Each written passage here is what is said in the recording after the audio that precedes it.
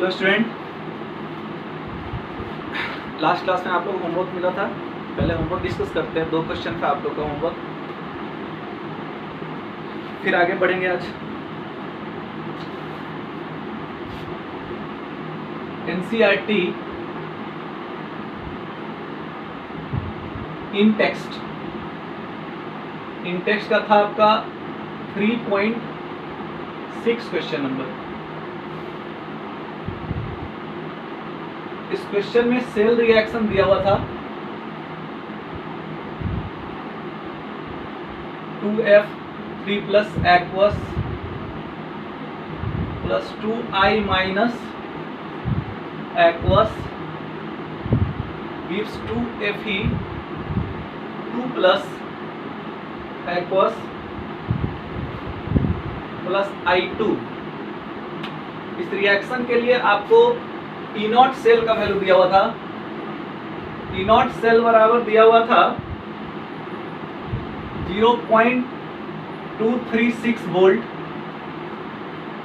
और टेम्परेचर दिया हुआ था 298 केल्विन। 2 चीज फाइंड करना है क्वेश्चन में। फाइंड क्या करना है? फाइंड करना है standard gives free energy and K C का वैल्यू, इक्विलिब्रियम कांस्टेंट का वैल्यू फाइंड करना है। ठीक है, चलिए देखते हैं। बहुत ही आसान क्वेश्चन है।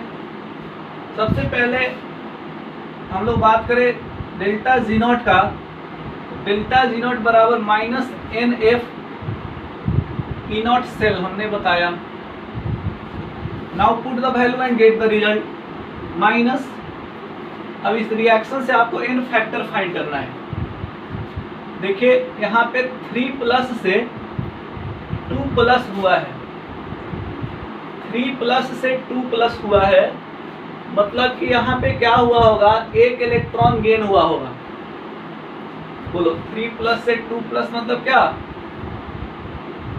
चलो decrease in oxidation number. Decrease in oxidation number कितना हुआ है? तो +3 से +2 1 घटा है। यहाँ पे 2 से मल्टीप्लाई किया हुआ है दोनों में, तो 2 1 जा 2 यानी कि 2। डिक्रीज इन ऑक्सीडेशन नंबर +3 से +2 1, डिक्रीज 1, लेकिन 2 से गुना किया हुआ है तो 2 1 जा 2। उसी तरह इंक्रीज इन ऑक्सीडेशन नंबर, यहाँ पे -1 से 0, -1 से 0 हो गया है। इंक्रीज इन ऑक्सीडेशन नंबर, यहाँ पे -1 है, यहाँ पे कुछ नहीं है 0, लेकिन 2 से गुना किया हुआ है फिर से 2 -1 से 0। तो 2 -1 से 0 कितना था? 2 × -1 कितना होता है? तो -2 होता है।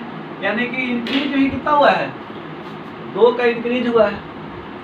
अरे कोई -1 से जाता है 0 की तरफ तो इंक्रीज करता है।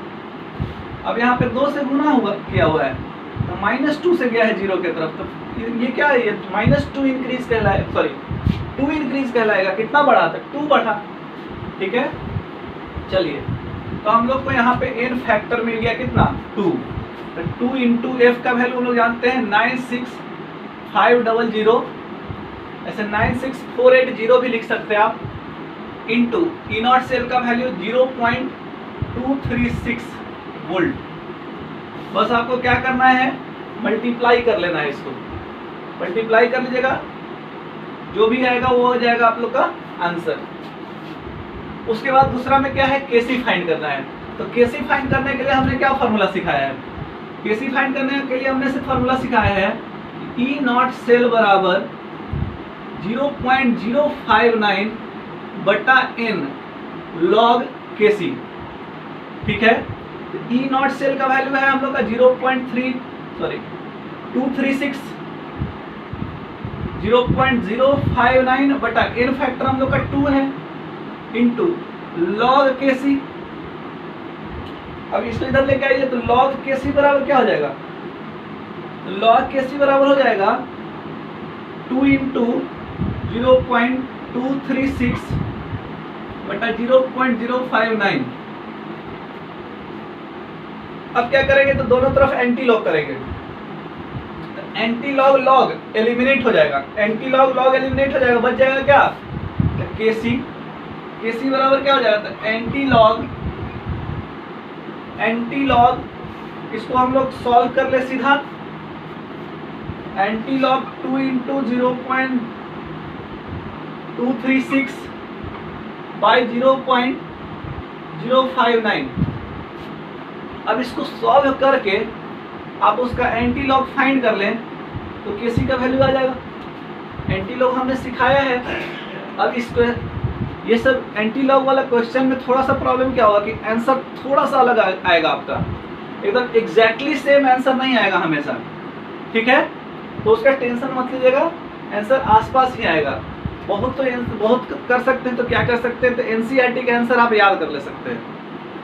एनसीईआरटी का जो क्वेश्चन है उसका आंसर आप डायरेक्ट याद कर सकते हैं। अगर एनसीईआरटी का क्वेश्चन रहेगा तो डायरेक्ट आप आंसर लिख लेंगे, लेकिन अगर डाटा चेंज रहेगा तो फिर आपको आंसर जो है वो अप्रॉक्स नहीं आएगा, आपको फुल मार्क्स मिलेगा, अप्रॉक्स में आंसर आएगा फिर भी, ठीक है। थोड़ा सा भी आसपास आंसर आ जाता है एंटी लॉग वाला क्वेश्चन में तो पूरा मार्क्स मिल जाता है, ठीक है। नोट कर ले और इसको सॉल्व कर ले।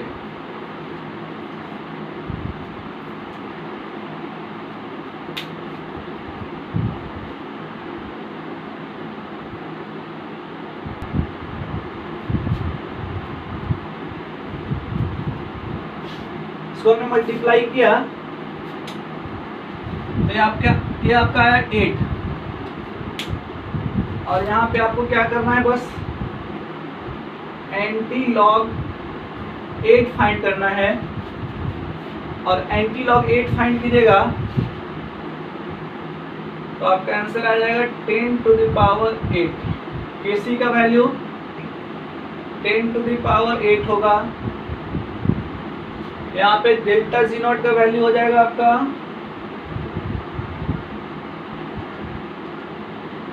डेल्टा जी नॉट का वैल्यू हो जाएगा -2 into 96500 into 0.236, this is equal to, यहाँ पे आ गया आपका 45548 माइनस, ये आपका आंसर आ गया।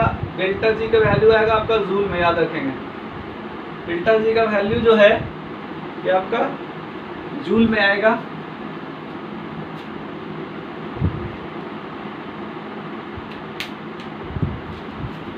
नोट कर लिए आप लोग। अगला क्वेश्चन है हम लोग का एक्सरसाइज का, नोट करते रहे तब तक। एक्सरसाइज का है 3.4,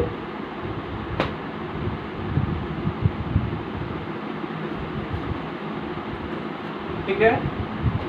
एनसीईआरटी में ये वाला आंसर आपका किलो जूल में दिया हुआ था। किलो जूल में 1 2 3 डिजिट के बाद डेसिमल हो जाएगा, तो -45.548 किलो जूल, ठीक है।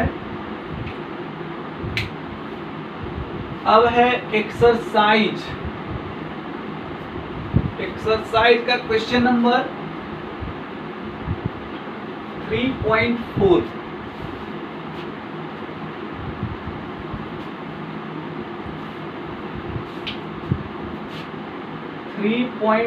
का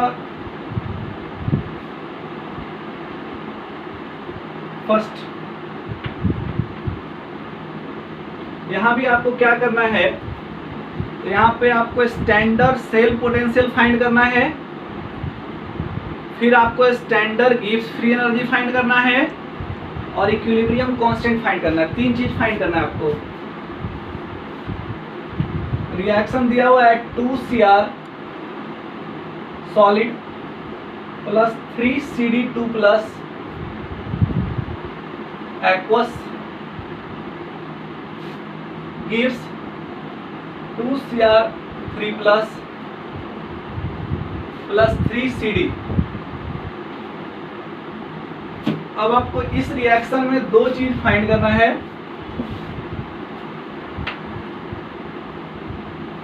बेटा इसको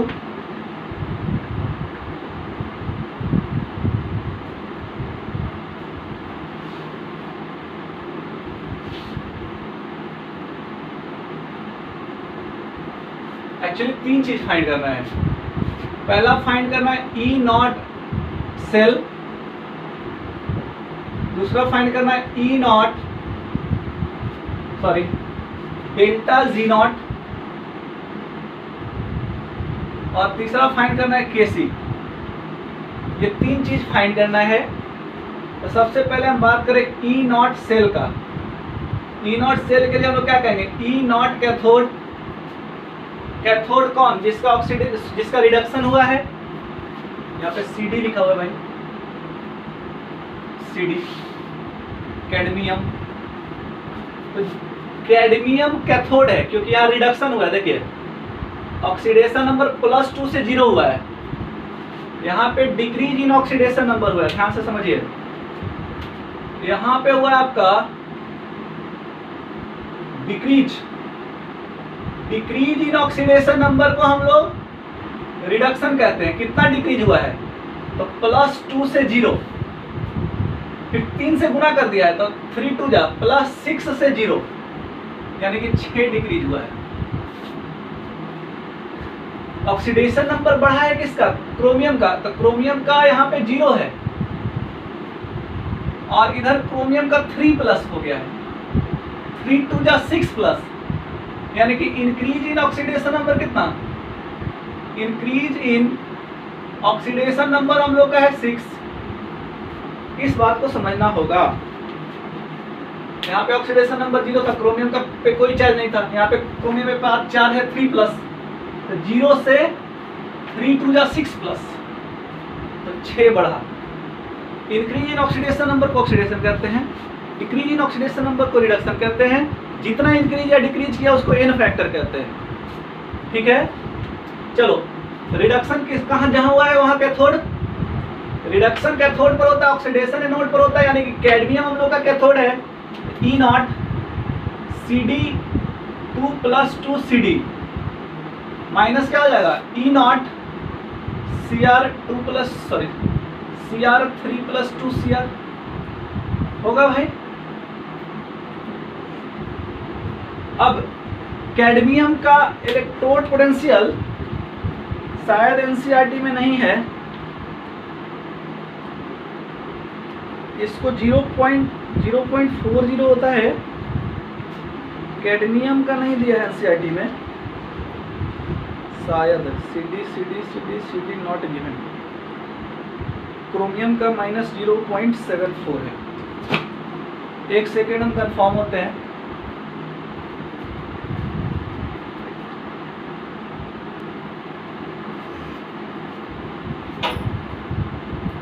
बिल्कुल सही, मेरे को याद था -0.40 कैडमियम का होता है, पोटेंशियल एनसीईआरटी में नहीं दिया है।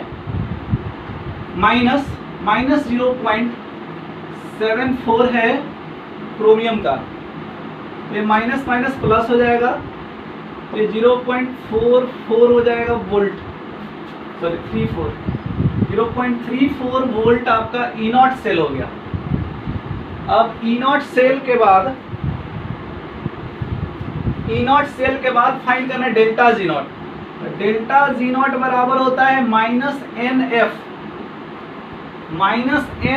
E not cell. बोलो कितना आसान है, बस फॉर्मूला आपको याद रखना है। अब -NF E not cell, minus N factor कितना हम लोग का मिला, एन फैक्टर हम लोग को मिल चुका है कितना 6 इंटू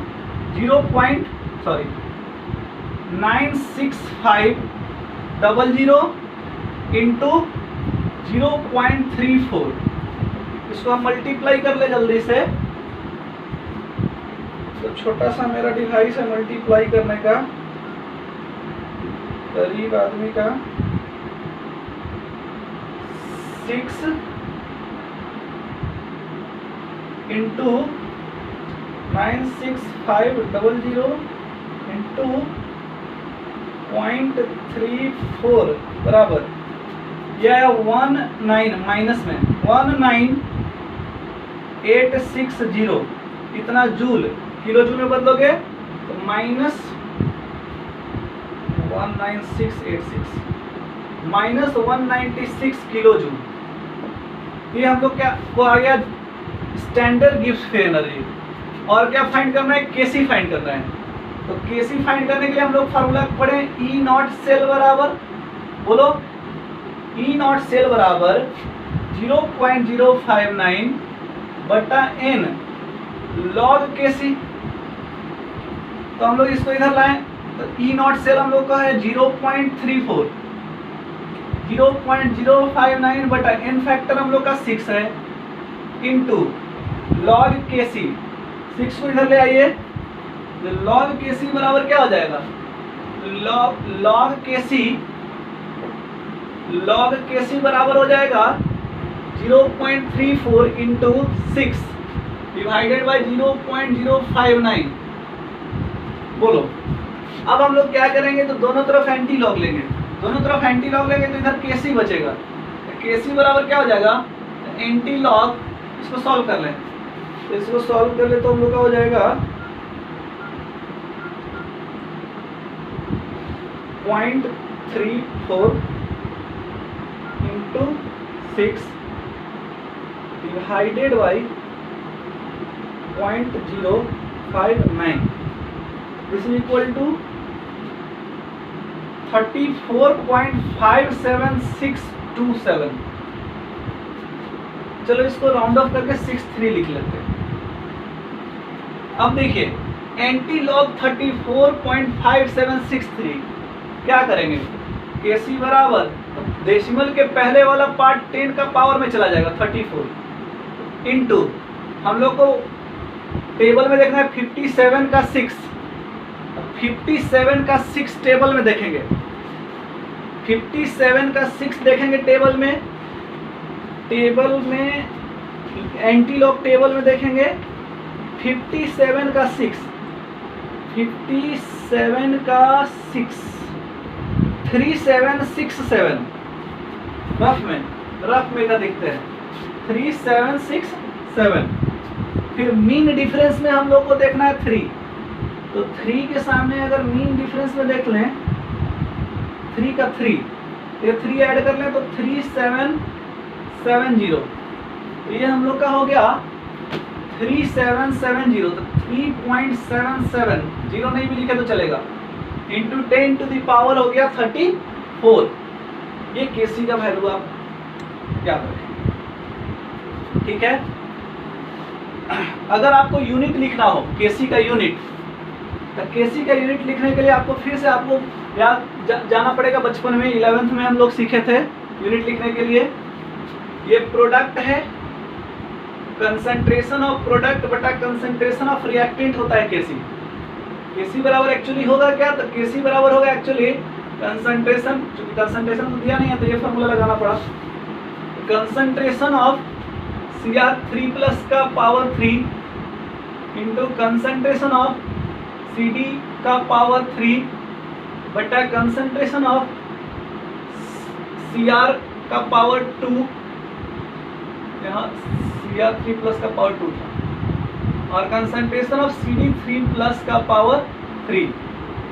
तो ये कंसंट्रेशन है, कंसंट्रेशन सब कंसंट्रेशन है, कंसंट्रेशन का यूनिट था मोल पर लीटर, तो मोल पर लीटर का पावर 3 2 5 हो जाएगा, और यहाँ पे मोल पर लीटर का पावर 3 2 5 हो जाएगा, तो ये दोनों कैंसिल हो जाएगा, नो यूनिट, यूनिटलेस। तो अगर यूनिट आप लिखना चाहें तो कंसंट्रेशन ही सब है, सब कंसंट्रेशन है, पहले फार्मूला लिख लें, और कंसंट्रेशन का यूनिट होता है मोल पर लीटर, मोल पर लीटर का टोटल पावर ऊपर टोटल पावर नीचे देख लें, और उसको देख ले कैंसिल करके जो भी आएगा वही यूनिट हो जाएगा। यहाँ पे तो कैंसिल करके आया कुछ नहीं, 1 आया तो यूनिटलेस, ठीक है, यहाँ पे कैसे यूनिटलेस है। चलिए नेक्स्ट क्वेश्चन हम लोग देखते हैं, क्वेश्चन नंबर 2। मुझे लगता है इसी तरह आप क्वेश्चन नंबर बिल्कुल एकदम सेम प्रोसेस से क्वेश्चन नंबर 2 बना सकते हैं। अगर डाउट होगा तो आप बोलिएगा, हम बता देंगे वो भी। आगे बढ़ते हैं अब, ठीक है, चलो अब हम लोग बढ़ते हैं आगे। वीडियो को पॉज करके आप नोट कर लें और अगला क्वेश्चन जो है सेकंड इसका बना लें, ठीक है। ई नॉट का वैल्यू जो है वो किताब में दिया रहता है। क्वेश्चन अगर आपको बोर्ड एग्जाम में आएगा तो क्वेश्चन में दिया रहेगा। बोर्ड एग्जाम में कैसे आता है क्वेश्चन ये भी हमने आपको डीपीएस में दिखाया है, ठीक है।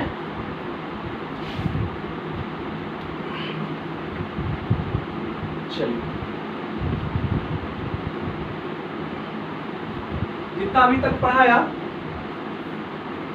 उसको अप टू डेट करना है, क्योंकि एक दो दिन में ऑब्जेक्टिव का टेस्ट फिर से आने वाला है। अगले वीक में ऑब्जेक्टिव का टेस्ट आपका आएगा, ठीक है। मे भी संडे को आ जाए या फिर मंडे को आ जाए। ऑब्जेक्टिव का टेस्ट आपका आने वाला है। जितना पढ़ाए हुए रहेंगे उतना ही के बीच में से रहेगा, सिर्फ इलेक्ट्रोकेमिस्ट्री से। वही ऑब्जेक्टिव आपको ऑनलाइन टेस्ट देना है, आप 30 मिनट में कंप्लीट कर लीजिएगा। 30 मिनट में टेस्ट अपना कंप्लीट कर लीजिएगा। भले ही हम 1 घंटा का टाइम देंगे, लेकिन उसके बीच में 30 मिनट में आपका जो है सो सबमिट हो जाएगा, ऑटो सबमिट, ठीक है। 30 मिनट में टेस्ट कंप्लीट कर लेंगे, ऑटो सबमिट हो जाएगा, इसका ध्यान रखेंगे। चलिए,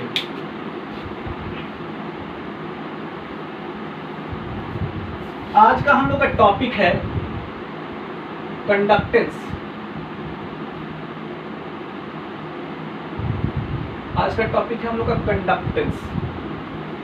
पहले हम कंडक्टेंस का बात करते एकदम फिजिक्स के जैसा, फिर हम लोग केमिस्ट्री में इलेक्ट्रोलिटिक कंडक्टेंस एक्चुअली हम लोग बात करते हैं, इलेक्ट्रोलिटिक कंडक्टेंस का। पहले फिजिक्स वाला कंडक्टेंस का बात करते हैं, फिर इलेक्ट्रोलिटिक कंडक्टेंस का बात करेंगे। सबसे पहले कोई पूछेगा कंडक्टेंस होता क्या है, तो आप लोग आसानी से बोल देते हैं reciprocal of resistance. Reciprocal of resistance बोल देते हैं आप आसानी से। और फिर रेजिस्टेंस पूछेंगे क्या है, तो रेसिप्रोकल ऑफ कंडक्टेंस कह दीजिएगा। तो नहीं, ये बात नहीं बनेगा भाई। कंडक्टेंस के बारे में सोचना पड़ेगा। कोई भी कंडक्टर है, कोई भी कंडक्टर, हमने आपको पढ़ाया है कि कंडक्टर 2 तरह का होता है, एक मेटालिक और एक इलेक्ट्रोलिटिक। 2 तरह का कंडक्टर होता है, एक मेटालिक कंडक्टर, एक इलेक्ट्रोलिटिक कंडक्टर, हमने आपको पढ़ाया है। कोई भी कंडक्टर हो, मेटालिक कंडक्टर का बात फिजिक्स वाले करते हैं, इलेक्ट्रोलिटिक कंडक्टर का बात केमिस्ट्री वाले करते हैं। कोई भी कंडक्टर हो, उस कंडक्टर को 2 तरह का क्षमता होता है, उससे करंट फ्लो कराइएगा तो 2 तरह का क्षमता होता है। करंट पास करने का भी क्षमता होता है, सब में, कोई भी मटेरियल में करंट पास करने का भी क्षमता होता है, और करंट के फ्लो को रोकने का भी क्षमता होता है। करंट के फ्लो को रोकने का भी क्षमता होता है, स्टॉप, रोकना, और करंट के फ्लो को अलाउ करने का भी क्षमता होता है, ठीक है। कोई भी कंडक्टर में करंट के फ्लो को रोकने का प्रॉपर्टी भी होता है उस कंडक्टर का, करंट के फ्लो को अलाउ करने का भी प्रॉपर्टी होता है। 2 बात बोल रहे, एक प्रॉपर्टी और दूसरा क्षमता। करंट को रोकने का गुण, करंट को रोकने का क्षमता। करंट को रोकने का गुण कहलाता है कंडक्टेंस, और करंट को रोकने का क्षमता कहलाता है conductivity, sorry, resistance and resistivity. Current को रोकने का गुण क्या कहलाएगा? रेजिस्टेंस। करंट को रोकने का क्षमता क्या कहलाएगा? रेजिस्टिविटी। करंट को अलाउ करने का गुण क्या कहलाएगा? कंडक्टेंस। इलेक्ट्रिक करंट को फ्लो करने का, अलाउ करने का, फ्लो करना, अलाउ करने का जो क्षमता है वो क्षमता क्या कहलाएगा? तो कंडक्टिविटी। कोई पूछेगा क्या है कंडक्टेंस, क्या है? तो कंडक्टेंस प्रॉपर्टी है। कंडक्टेंस क्या है? The property. कोई भी पूछेगा what is conductance? The property of a material to allow the flow of electric current are called conductance. ठीक है, कोई भी आपसे पूछेगा रेजिस्टेंस क्या है,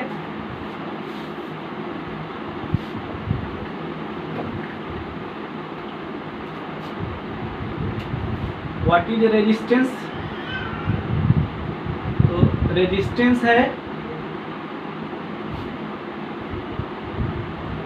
the property of a material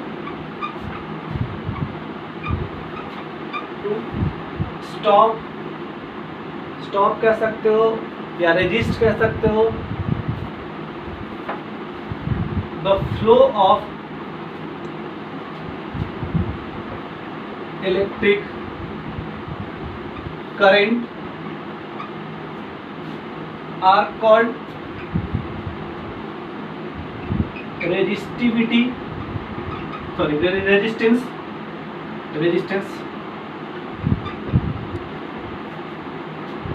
यानी कि आप कह सकते हैं कंडक्टेंस इज रेसिप्रोकल, दोनों उल्टा है, ऑफ रेजिस्टेंस। अब आप कह सकते हैं कंडक्टेंस को हम लोग जी से डिनोट करेंगे। ठीक है, एनसीईआरटी भी जी से डिनोट करता है, जी बराबर 1/r। यहाँ पे जी क्या है, तो कंडक्टेंस है, फिजिक्स वाले सी से डिनोट करते हैं, केमिस्ट्री वाले जी से करेंगे। आर क्या है, तो रेजिस्टेंस है। कोई भी आपसे पूछेगा कि इलेक्ट्रोलिटिक कंडक्टेंस का यूनिट क्या होता है, unit of conductance, unit of conductance बोलो, तो रेजिस्टेंस का उल्टा, तो रेजिस्टेंस का होता है ओम, इसका होगा ओम इनवर्स। ओम इनवर्स लिखा रहेगा ऑब्जेक्टिव में तो टिक लगा दीजिएगा, यूनिट ऑफ कंडक्टेंस। या फिर ओम ऐसे सिंबल होता है इनवर्स, या फिर ओम इनवर्स को ही कहा जाता है MHO, महो, महो। या फिर केमिस्ट्री में हम लोग कंडक्टेंस का यूनिट यूज करते हैं सबसे ज्यादा साइमन, साइमन। ठीक है, इसको बड़ा एस से डिनोट करते हैं। ठीक है, नोट कीजिए।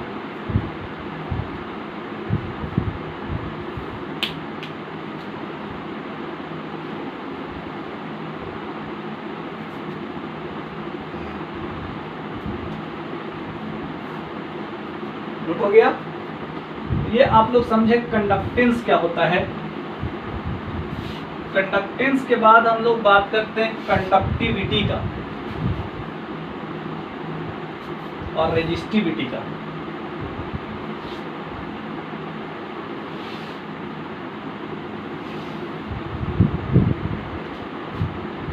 ठीक है, मिटाएं।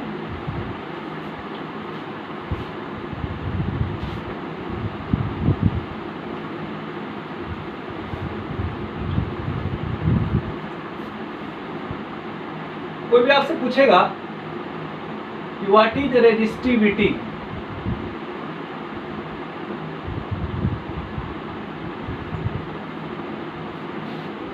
तो आप बोलेगा इलेक्ट्रिक करंट रोकने का क्षमता। इस पर प्रॉपर्टी नहीं है, इस पर एबिलिटी है, एबिलिटी।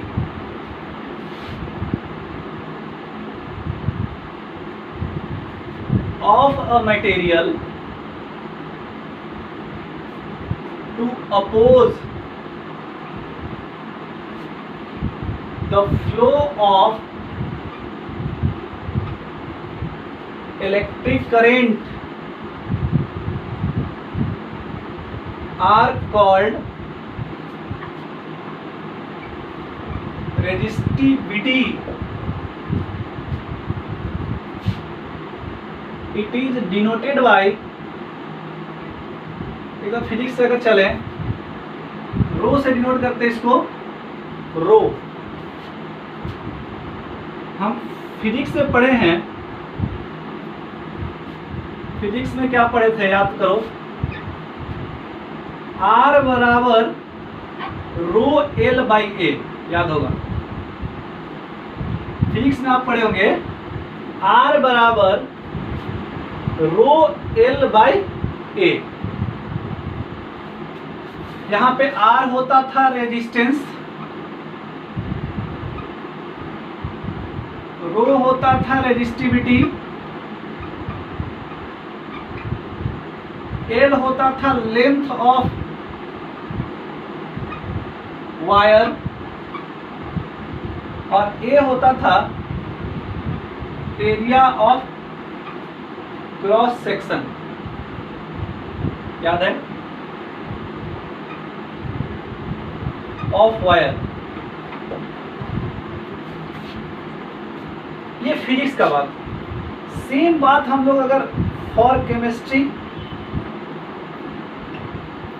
केमिस्ट्री में भी हम लोग R बराबर क्या करते हैं, रो एल बाई ए करते हैं। यहां भी हम लोग R को रेजिस्टेंस ही कहते हैं और रो को रेजिस्टिविटी भी कहते हैं, रेजिस्टिविटी, और एल को कहते हैं, एल को यहां पे कहते हैं distance between electrode, distance between two electrode,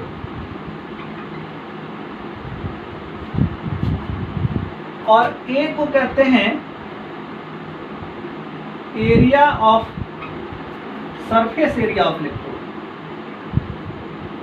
surface area of electrode. इस बात को समझिए, याद करो हमने इलेक्ट्रोलिटिक कंडक्टर बताया था, उसमें क्या होता है, एक ही इलेक्ट्रोलाइट में दो इलेक्ट्रोड ऐसे डाला हुआ होता है। अब ये दोनों इलेक्ट्रोड का जो डिस्टेंस होगा, इसके बीच का डिस्टेंस वो एल कहलाएगा, और ये जो इलेक्ट्रोड का जो एरिया होगा, सरफेस एरिया, ये ए कहलाएगा। ठीक है, याद रखना है, नोट कीजिए इसको।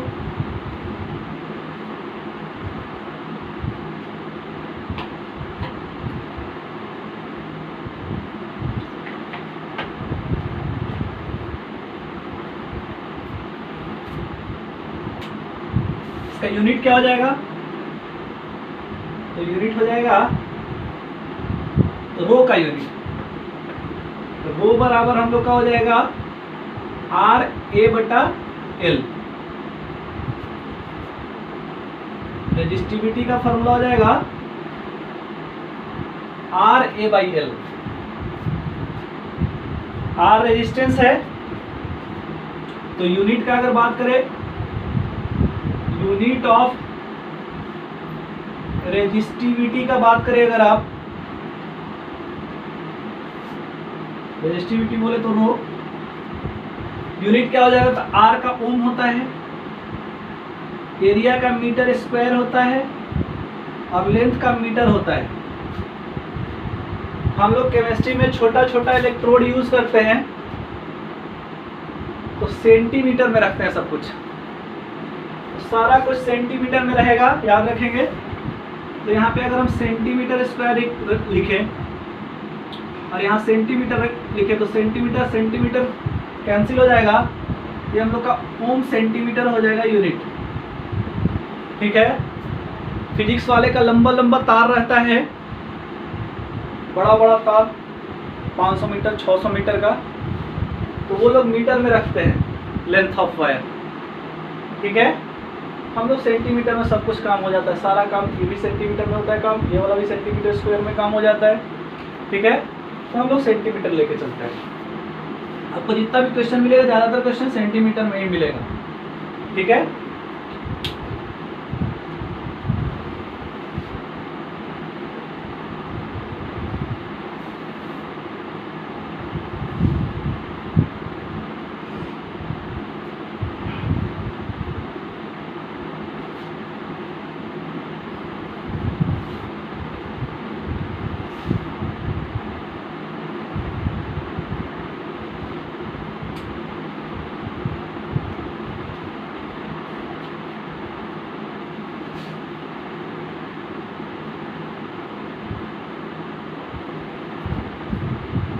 मिटाया जाए।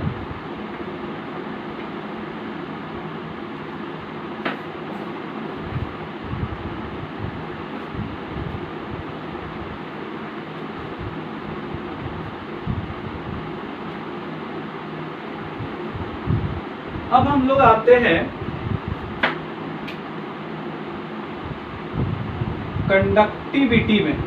Conductivity,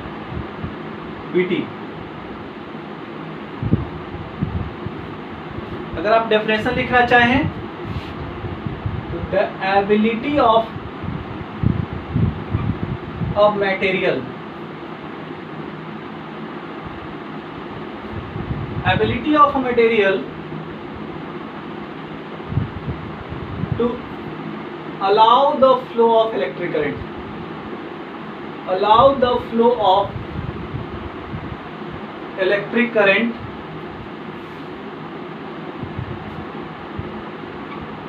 are called conductivity, conductivity, ठीक है। ये एक बात हुआ। कंडक्टिविटी को थोड़ा और फील करना है तो दूसरा डेफिनेशन आप याद रख सकते हैं। It is the conductance of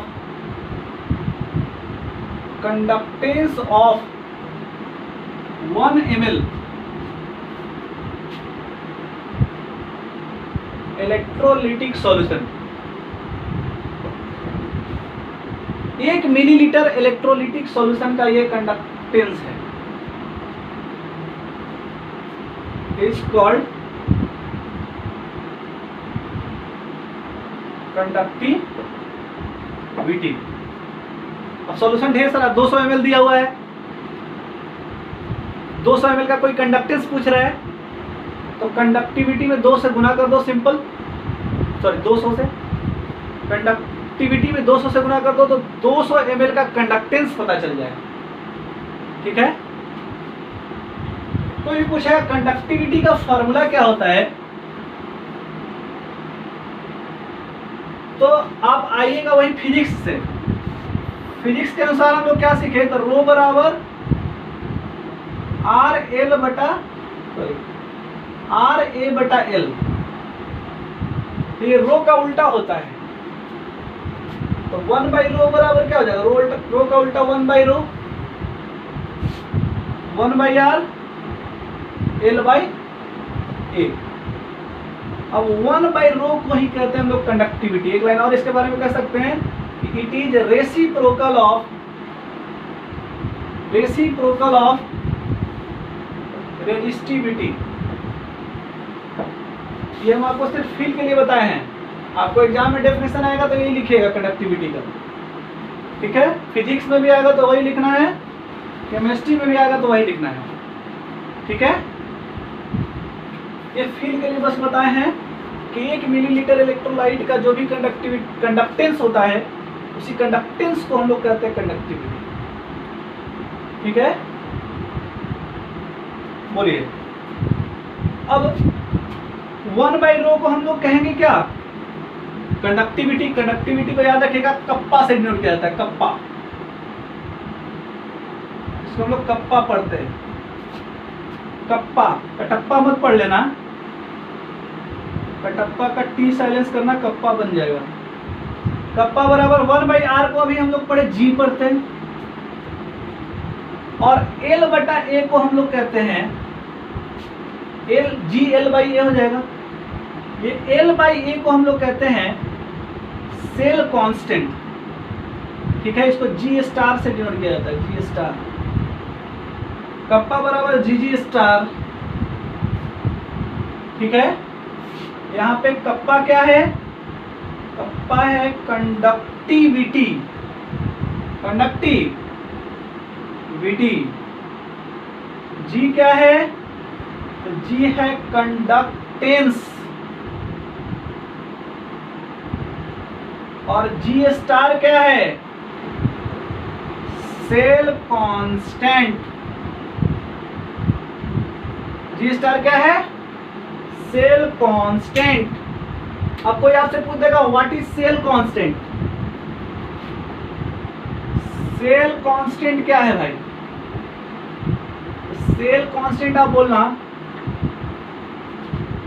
cell constant क्या बोलना, the ratio of L and A, the ratio of L, L है डिस्टेंस बिटवीन इलेक्ट्रोड, अभी बताए हैं, distance between electrode,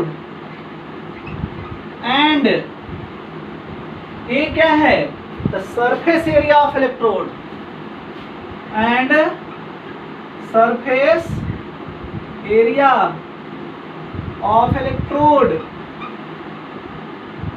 are called cell constant, ठीक है। आप कहोगे क्या, it is denoted by, it is denoted by G star, बोलो। तो जी स्टार बराबर क्या होगा, L बटा A, याद रखना, ध्यान से समझो।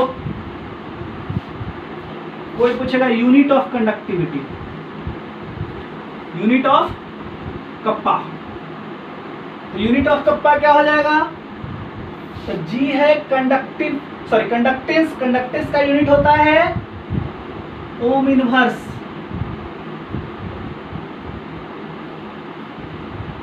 और सेल कांस्टेंट का यूनिट क्या हो जाएगा, यूनिट ऑफ सेल कांस्टेंट, बोलो। तो ऊपर में मीटर और नीचे में मीटर स्क्वायर, तो मीटर बटा मीटर स्क्वायर। लेकिन केमिस्ट्री में हम लोग मीटर नहीं, क्या लिखेंगे, सेंटीमीटर बटा सेंटीमीटर स्क्वायर। इसको कैंसिल कीजिएगा तो सेंटीमीटर इनवर्स होगा। तो सेल कांस्टेंट का यूनिट क्या होता है, सेंटीमीटर इनवर्स। यहाँ पे सेल कांस्टेंट का unit ohm inverse, sorry conductivity का यूनिट कंडक्टेंस का ओम इनवर्स, सेल कांस्टेंट का सेंटीमीटर इनवर्स। इसको आप ओम इनवर्स को केमिस्ट्री में साइमन कहते हैं, तो साइमन को बड़ा एस से डिनोट करेंगे, साइमन सेंटीमीटर इनवर्स, ये आपका यूनिट सबसे ज्यादा यूज होगा, साइमन सेंटीमीटर इनवर्स सबसे ज्यादा यूज होगा, याद रखिएगा, ठीक है। चलो एक और छोटा सा चीज, आप क्या देखें, कप्पा बराबर जी स्टार, तो जी स्टार बराबर क्या हो जाएगा, जी स्टार बराबर हो जाएगा कप्पा बटा जी, कप्पा बटा जी, जी स्टार कप्पा बटा जी। एक और फार्मूला मिल गया आपको सेल कांस्टेंट का, सेल कांस्टेंट का एक और फार्मूला मिल गया। सेल कांस्टेंट कैलकुलेट करना होगा तो कंडक्टिविटी बटा क्या कर दोगे, कंडक्टेंस, कंडक्टिविटी बटा कंडक्टेंस। नोट कीजिए इसको नोट करके याद कीजिए, एकदम अपने न्यूरॉन्स में बैठा लीजिए, फिर इस पे न्यूमेरिकल्स भी आता है। आज का क्लास में आपको न्यूमेरिकल होमवर्क नहीं देते हैं, आज का क्लास में आपको क्या करना है, जो पढ़ा है उसको अपने मन में, अपने दिमाग में, अपने हर एक न्यूरॉन्स पे बैठा लेना है, इसको याद कर लेना है, ठेठ भाषा में कहे तो रट जाना है, ठीक है। अगला क्लास में हम पढ़ाएंगे आपको मोलर कंडक्टिविटी और इक्विवेलेंट कंडक्टिविटी, ठीक है। आज के लिए इतना ही, बाय बाय।